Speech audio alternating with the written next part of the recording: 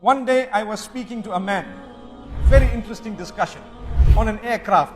Normally, we travel quite a bit, so you get to meet people, and when they ask you, what do you do? You tell them, no, I'm a religious person. I try to, teach people a little bit here and there, myself as well. So I was discussing with this man. He tells me, I'm an atheist. I said, okay, so what do you believe?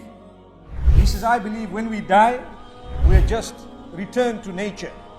So I said, okay, when you die, what have you told those whom you leave behind to do? He says, I will be cremated. I will be cremated. So I had a beautiful discussion with him, explaining to him the damage and the harm of being cremated. He was not happy initially, but then he said, wow, you got me thinking. What did I tell him? I told him, brother, you see, we are buried.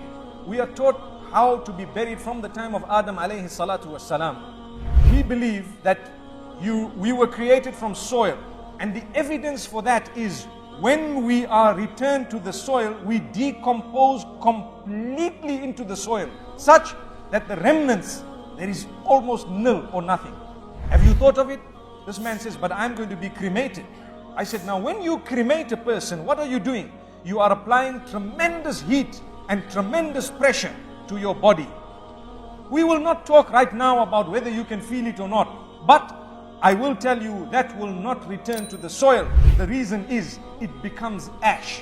Ash and soil are two different things completely. If you were to be decomposed without tremendous heat and pressure, you will decompose within the soil. The minute you apply heat and pressure, you become ash. That ash, what happens to it? It does not return to the soil. In fact, it remains separated. I said, but the point I'd like to ask you is, how do you know that you're not going to feel when people are burning you? He says, because medicine tells us that you don't feel anymore. I said, what if someone has felt it and they could not come back to tell you that we felt it? He says, I'll see when I go. I said, it will be too late.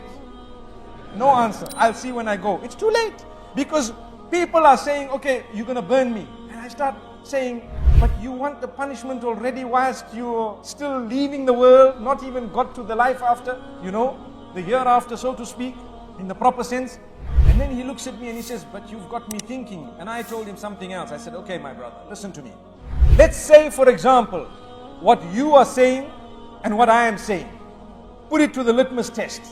If what you are saying is true, then when we die, we will just be decomposed and that's it, everything is over. What is the possibility and probability of what I am saying to be true? Is there any probability? He says, no chance. I said, okay, when I die, if I was a good man who worshipped whoever made me, I call him Allah. I call him Allah, Allah the worshipped one. And I say he is one, alone. No worship to be rendered to anyone besides Al-Khaliq, besides the one who made me. I put my head on the ground for him. I render an act of worship for him. Whatever I do is for him. So if I were to worship my maker and say, oh you who made me, have mercy on me. Oh you whom I am going to return to when I die, have mercy on me. So that is my statement on one hand, and on your side, you do whatever you want and you're not prepared and whatever. When we die, if what you said was right, I did not lose anything, because I would have just died and decomposed. This is just a statement to make people think.